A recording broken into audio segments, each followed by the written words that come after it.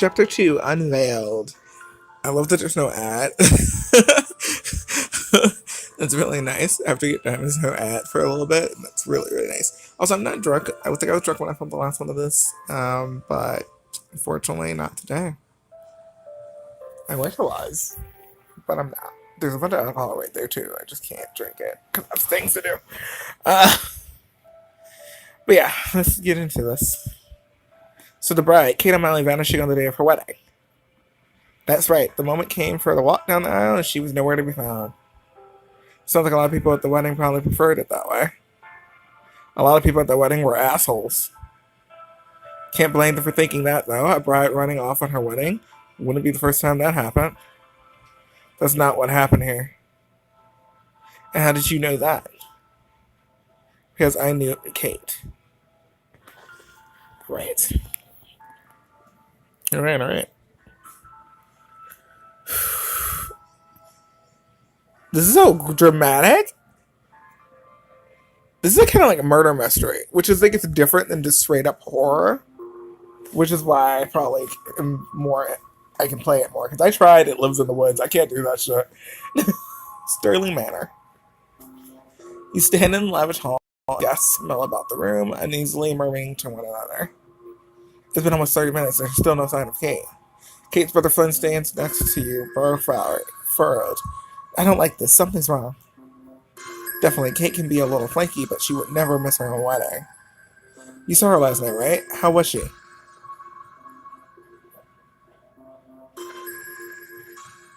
Tell the truth. She seemed off. Something was clearly bothering her. She tried to tell me, but then Tanner showed up and practically dragged her away. Do you think she was having second thoughts? Maybe. It could have just been cold feet. I don't know. It seems like she'd been struggling to adjust to all of this. You just around the room? Flynn nods grimly. Still, I can't support her just bailing on everything at the last minute. I swear to God, if something's happened to her. The grand doors at the end of the room swing open and Tanner storms in, followed by his father. A petite, pinched-looking woman rushes over to them from the corner. You assume that she must be Tanner's mother. Wow. She's terrifying. I feel like Meryl Streep could play this character, and I would be terrified. Anyway, well, did you find her? We've searched the whole mansion, Margaret. There's no sign of her. She's gone. She's really run off. How disappointing. Disappointing? More like ungrateful. How could she do this to me? Bryce snorts derisively from his perch by the bar as he takes a long pull of his beer. A few empty bottles are lined up on the bar in front of him. Told you, bro. Go roll around in the trash all you want, but don't bring it home. Wow. Tanner, something must have happened. You know Kate, she's incredibly loyal. She'd never just run out on you. Not like this. Every dog's loyal until the day it bites you. I thought I knew Kate. You did. You do. She's the woman you want to spend your life with. Honestly, I'm not so sure anymore. My Kate would never do this. Exactly, she wouldn't, but what if someone got to her? Are you saying you think she was kidnapped? Oh, please, it's nothing. People get wedding dreams all the time. And that's when they're not so obviously out of their depth. With Kate's upbringing, this must have seemed overwhelming. We're not getting anywhere way. Let's talk things through logically. Who was the last person to see Kate? I saw her this morning in the dressing room getting ready. When was that? It must have been, I don't know, 3 hours ago. And no one's seen her since? Everyone stares at you blankly. Flynn shakes his head, obviously frustrated. No one else seems to have seen her since. Just then, the parlor door swings open. Grant walks in, pocketing his phone. There's a phone with the police. We should all sit tight until they get here. The police? Are you serious? You called the police because of this? She's missing, Bryce. It's something to her. Of course, Mr. Emerson would never miss a chance to capitalize upon my family's embarrassment. Are you serious? That's got nothing to do with this. Not cool, Grant. Not cool. He leans over the bar to grab a fresh beer, then storms off toward the foyer. Margaret sighs. Well, since Grant has assured we'll all be sequestered for some time, shall we make ourselves a bit more comfortable? I'm sure his nerves are a bit frayed. Staff can serve cocktails in the parlor. The guests start shuffling off to the parlor, muttering about the turn of events. You linger behind. With everyone out of the way, I might be able to turn up a sign of what happened to Kate. I bet one of the guys would be willing to help me. I liked Fergus Grant last chapter, though. I really did. It was really great.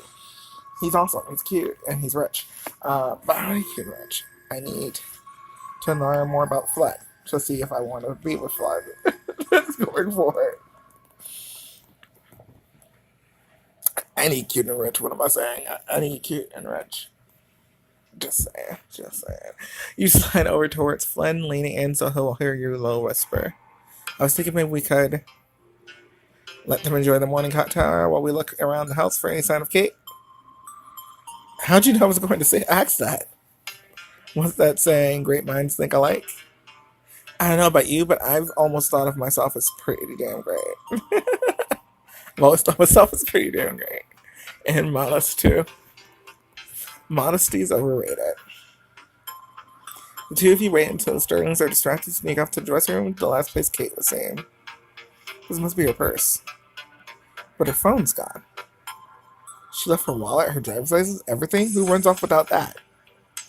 Someone who never intended to run off in the first place. The two of you search the rest of the room, but there's nothing else, except the piles of jewelry, designer clothes, and accessories. And this is the guest dressing room, right? I bet they've got a dozen more just like it. With signs on the doors barring the unwashed masses from entering, of course. I don't think I've ever been around this much money. It's hard to even wrap your head around. The Sterlings practically own this town. How do they make so much money? The port in Birchport is very little. The Sterlings got here early, sometime in 1600s, I think. By the time the regular folks washed up, they built an entire shipping empire. Import, export, the works. They own the docks and the ships and the warehouses, so they get to live in a mansion. Meanwhile, the dock workers who break their backs doing the real work, most of us would kill for an apartment the size of this guest dressing room.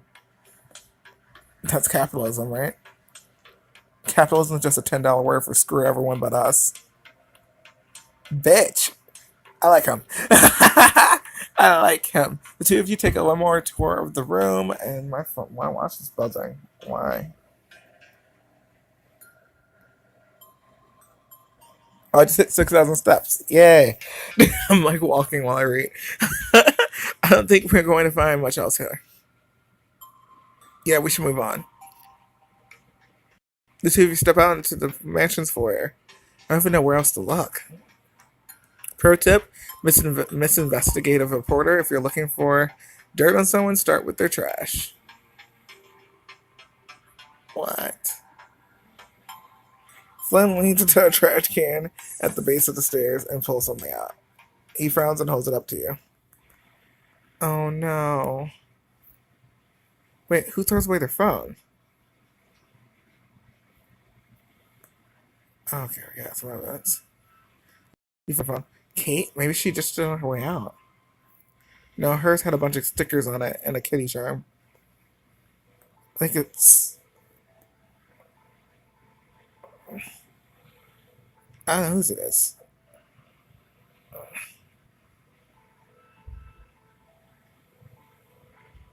That makes sense. He did. Well, okay, I said Bryce's.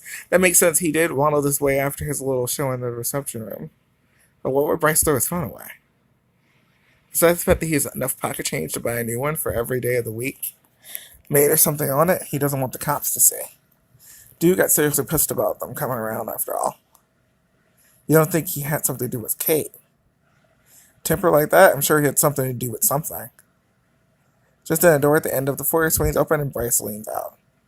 What are you two doing out here? Mother specifically asked the guests to move into the parlor. And of course, we do everything Mother does, don't we, Brycey? Just get in here.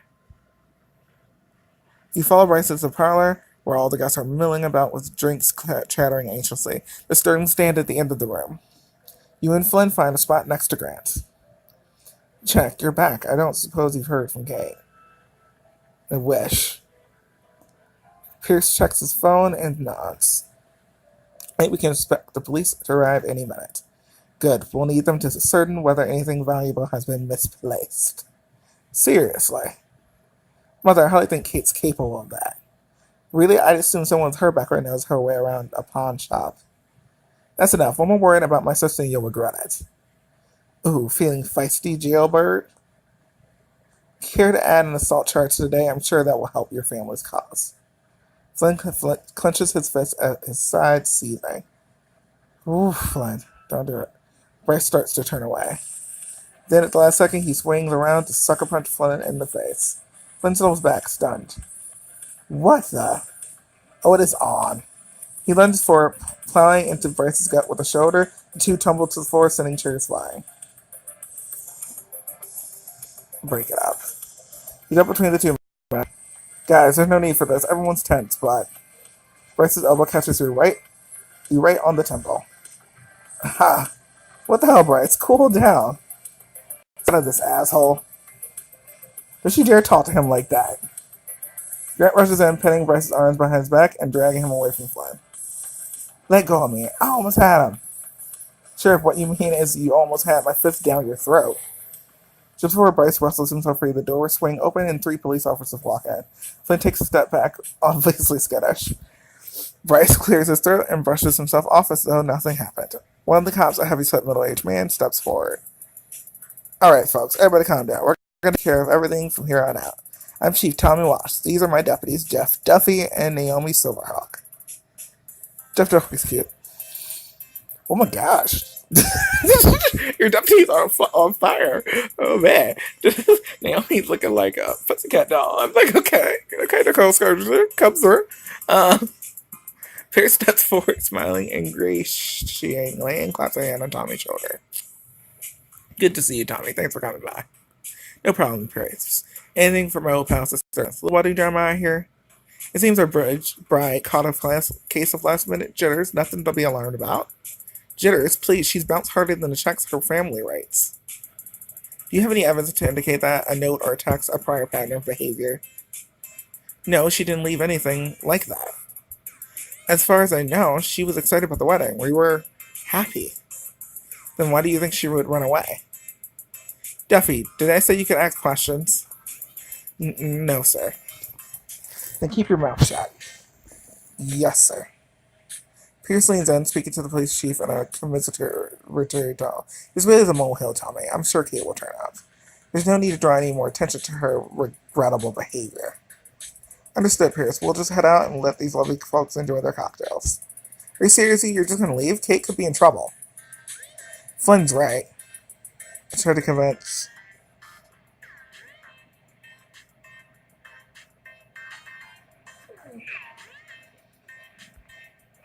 AW Silver made a great point. Kay has zero history of this kind of behavior. And we spoke just last night. I went with Silverheart because I don't know. I think the guy's a little skittish. The other deputy, and I don't know. Last night. If she was having cold feet, she would have told me. Chief Moss sniffs nervously, rolling his eyes. You force yourself to ignore him, keeping your focus on Deputy Silverhawk.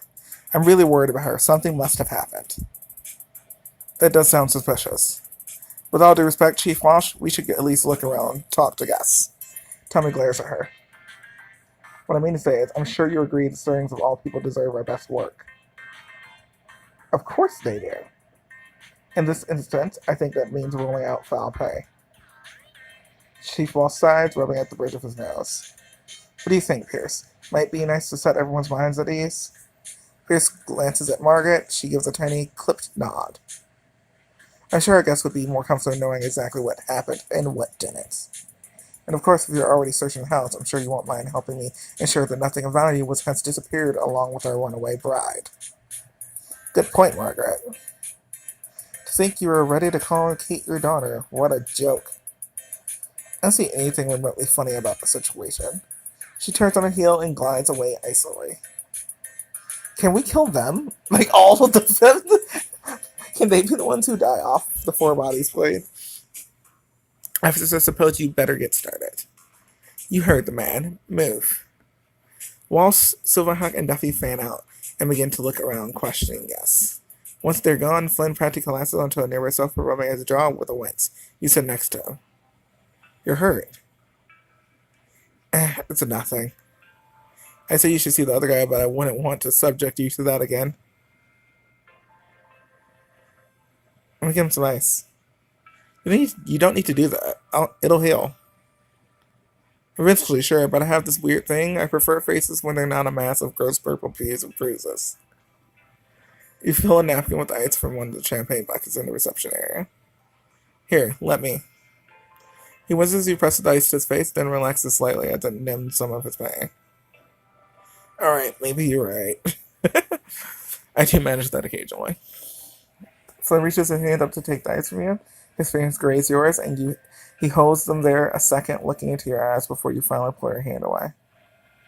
I can see why my sister likes you so much. You comfort Flynn after the fight. Ice to meet you. Is that the nice to meet you? God damn it. You lean forward. You lean towards him slightly and wanted to say more. But just then the deputies return, gathering at the front of the room. Alright, people, you're clear to go home. That's it? But you just got here. I'm sorry, but we haven't turned up any evidence to indicate. What about Kate up and disappearing? That's pretty strong evidence to me. We'll have to wait 24 hours before filing a missing persons report. Walsh's policy. If you want to see her before then, why not start your private investigation in some of the bars around town? I don't appreciate your tone. You're speaking about my fiance. Oh, right. Sorry about that, Tanner. I just meant, I'm sure she's safe and sound. Thomas raises his eyebrows and mouths touchy to Deputy Duffy as he lumbers towards the door. We'll do a quick search of the grounds and then be on our way. You turn to Flynn, whispering, if they're not going to do their jobs, I will. You sure? I know he seems like a useless elf, but in a town this small, the police chief has some serious pull. It almost hurts me to say it, but you don't want to make an enemy of Tommy Walsh. I'm a journalist, remember. I know how to dig up a scoop without upsetting the wrong people. And step one is trusting your nose when something smells foul. You duck into the dining room where Bryce is busy pouring himself a generous glass of whiskey.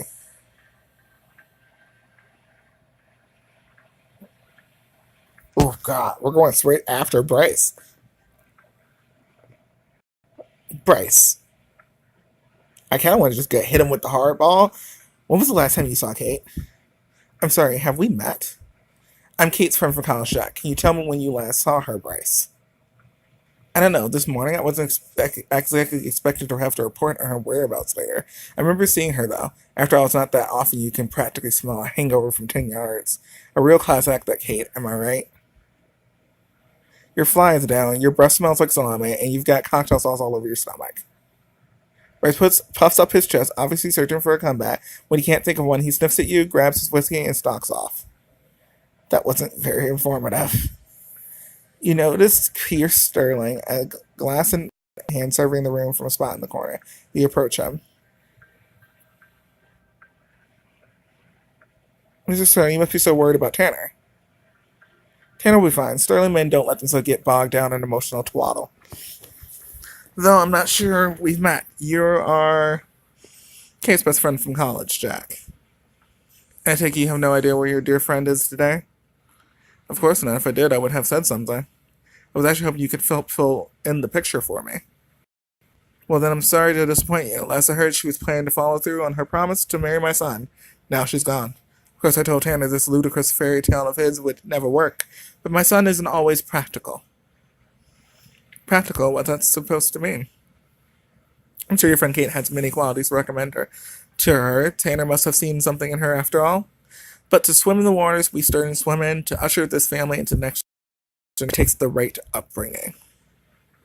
Silly old me, I thought marriage was supposed to be about love. He glares at you, jaw set tight. It's been a long day. I'm sure we're all tired. If you'll excuse me, I have business to attend to. Don't let me keep you. I'm sure it's much more important than trying to find your son's missing fiance. He narrows his eyes, but he says nothing. A few minutes later, Scarlett saunters over to you. Aren't you adorable, Jack, going into your big city reporter mode? The only thing I'm trying to do is find out what happened to my friend. Isn't it obvious? Enlighten me. Here, I'll even write you the headline. Low rent climber realizes she doesn't have what it takes to reach the top of the ladder. Scarlett, why are you always so mean? Mean? I just call myself realistic and honest. I don't know what truths do you think you're telling. The one where Kate couldn't cut it and bolted. I mean, hello, just before the ceremony, she's off at the edge of the property, chatting away her cell phone like she had nowhere else to be. Real sterling material would know better. Wait, what?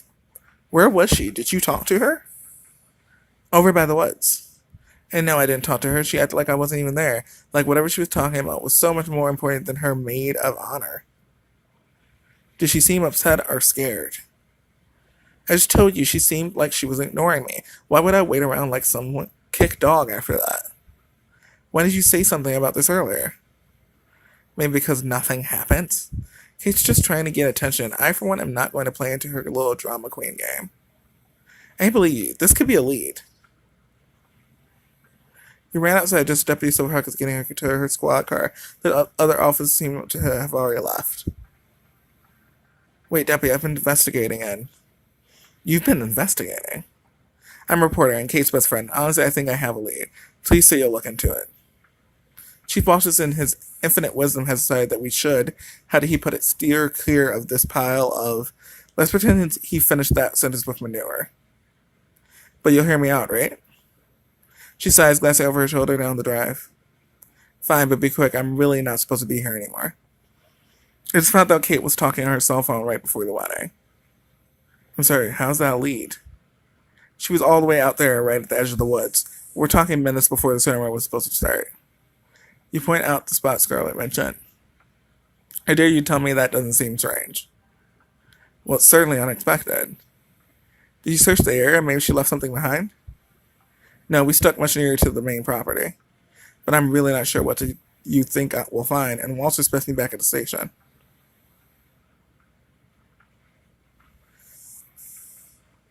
Please, Deputy Silverhawk, if something happened, every minute counts. If it turns out we could have done something to help her, and we didn't, well, I don't know about you, but I don't think I'd ever stop regretting it. Deputy Silverhawk glances out over the grounds, momentarily lost in thought. You have a point there. And the last thing I need is more regrets. So you'll help me? Chief Walsh specifically said this investigation was closed. But if I listened to everything guys like him told me, I'd still be waitressing back in Wyoming. Come on, let's go check it out. Thank you. Chief, you walk toward the thick forest on the edge of the manor grounds. I'm scared. I'm Jack, by the way. Y'all, this is so tense. I don't know if you guys can hear it in my voice, but I'm like, this is so tense. Like, oh my god. Whew. Like, I need to take a breath. Okay. You extend your hand and she shakes it. Pleasure to meet you, Jack. Naomi Silverhawk. What a name. You inspect the area where the grass gives way to the woods. It looks woodsy, kind of what you'd expect, I guess. Wait, see that? Naomi points to a broken branch. The bush next to it is in total disarray, like someone fell into it. You take a closer look. Whoa, check this out. That's a big print, almost certainly a man's boot. Naomi sits down for a closer look. It's fresh too, can't be more than a few hours old. Do you think whoever left this might have kidnapped Kate? Could be, but it could also have come from the gardener or our wedding guests. Thunder booms in the distance, you look up to see angry clouds rolling in overhead. The storm's coming in, it'll wash away the trail. Does that mean? It means we better hurry before it's gone. She heads into the woods, you follow her, pushing through the undergrowth. I can't imagine Kate out here in her wedding gown, or really ever. She was never the outdoorsy type. No? What about you? I would rather be in the city. Nothing against nature, I just prefer the bustle. Really, all that noise, the crowds? That's the best part. It's alive, you know? Sometimes I swear I can feel the beat of the city right here. You place your hand on your heart. The way you put it actually sounds pretty amazing. I've never really been to a big city. Never? You should experience New York at least once, Deputy. It'll change you. Well, you definitely do a good job of selling it. And please, call me Naomi. Is she a love interest? Because what the fuck? How many love interests are in the game? Wait, actually, no. There hasn't been... Ooh, she's probably a love interest. Damn. Is she, though? That'd be awesome. I know. I'm like, I'm obviously gonna romance a guy, but like, even if when I was playing Hero, I did like Eva scenes, even though I was romancing Kenji. So like I don't know. I love her. I love her already. Okay, I'm good. We're gonna keep going. So you're a reporter. Yep, right now I mostly cover local politics, though I'm hoping to dig into stories with more of an investigative angle soon. How about you? How long have you been a cop? 3 years, so only a month here in Bridgeport. Wow, that's not long at all. Believe me, I'm reminded of that every day, usually in so many words. Naomi stops and kneels down. After a second, she turns to you, smiling. See that? Another footprint. Well, you're amazing at this. I would never have noticed that. I spent a lot of time outdoors as a kid. Flash of lightning rips across the sky, followed by a loud clap of thunder. Within seconds, you're in a downpour. That came on way faster than I expected. I can barely see in this rain. Let's try to find somewhere a little more sheltered. Naomi trusses forward, then stops and points, shouting to be heard above the pounding rain. Over there, a cabin. Oh god. We can wait out the storm in there. It's our best chance of picking up the trail later. There's a chance to get closer to Naomi and stay on Kate's trail. So Naomi's totally a love interest. Damn, I'm gonna spend so much money on this fucking game. I swear, I know it. You can see it already. I know it's happening, and I'm just not to do it. TV ran towards the cabin. Up close, it's clear that it's been abandoned for some time. Naomi knocks on the door. When no one responds, she tries the handle. The door creaks open, and the two of you run inside. Inside is totally empty except for a few shovel stumps of logs and a stone fireplace. You're both shivering from the rain. Who can you think this is? I think this is still Sterling land. Maybe an outpost for the gardener, and maybe some Sterling ancestors' private getaway. You spot a pile of firewood in a corner of the cabin.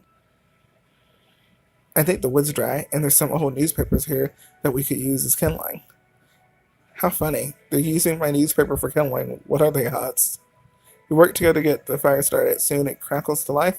You both slump down on the hearth, grateful for the warmth. Too bad we don't have any marshmallows. Next time I'll make sure to plan ahead. The fire warms you up some, but the cabin isn't insulated. Wind whistles through the cracks, and the thin walls chilling you. My teeth are actually shattering. Mine too. I should. Ugh. Okay, we're not romancing, so I must keep my distance. You wrap your arms tightly around your body, trying to warm yourself up. Outside, the rain beats against the cabin's thin walls. Looks like we're going to be stuck here a while. She smiles playfully at you, the flickering flames of the fire reflecting in her soft brown eyes. Then I suppose we should find a way to pass the time. How about you tell me something surprising about yourself? Surprising? I'm extremely single. Bitch. Not me, but also still a moot. Oh my gosh. I love video games. I know karate. I know karate. I actually made it all the way to brown belt. I even won a few tournaments. So you're saying you've got my back if things get hairy. You know it. Alright, now it's my turn to ask you a question. I suppose that's only fair.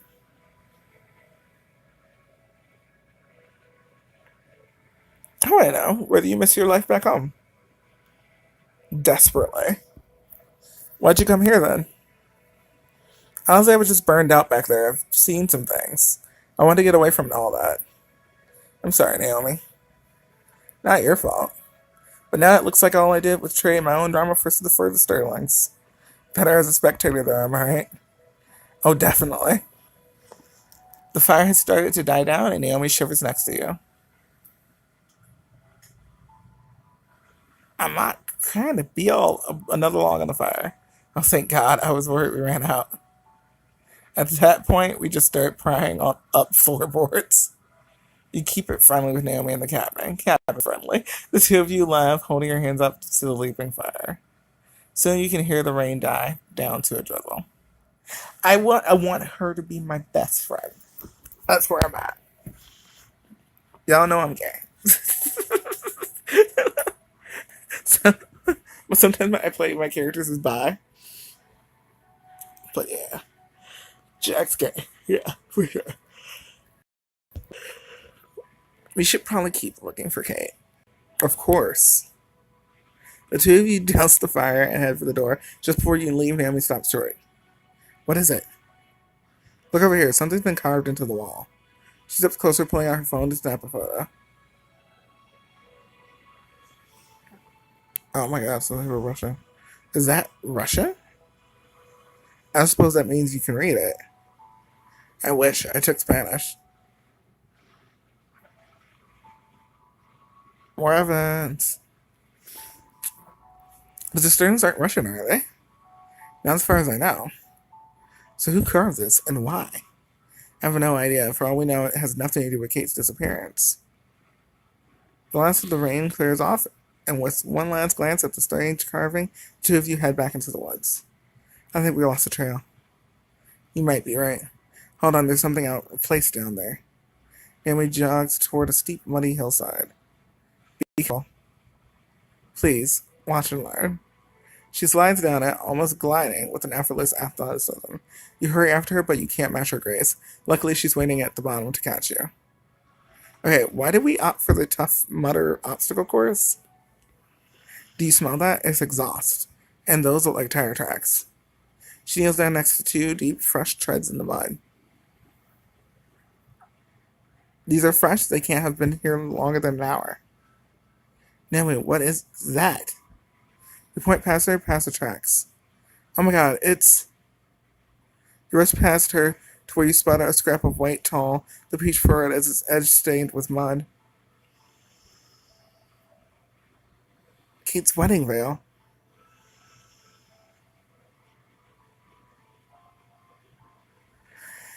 I thought it was gonna be a body. Oh, I was certain it was gonna be a body. But if it's not here, right next to these strange tire tracks, then I think you were probably right to be worried. I'm sorry, Jack, but I think your friend has been kidnapped. What is this? What is these 6 blocks? Okay. Ulysses and the Russian.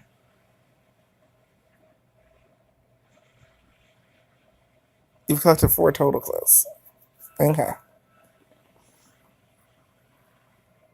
That was intense. Okay, so I'm really enjoying this game. It just freaks me out. It makes me really tense. I kind of want things to just kind of move along a little bit, which I'm sure they will. But like, I just need to move on a little bit faster. That'd be nice. But yeah, I'm very into it. So I enjoyed the chapter. I hope you guys all did as well, and I will see you all next time.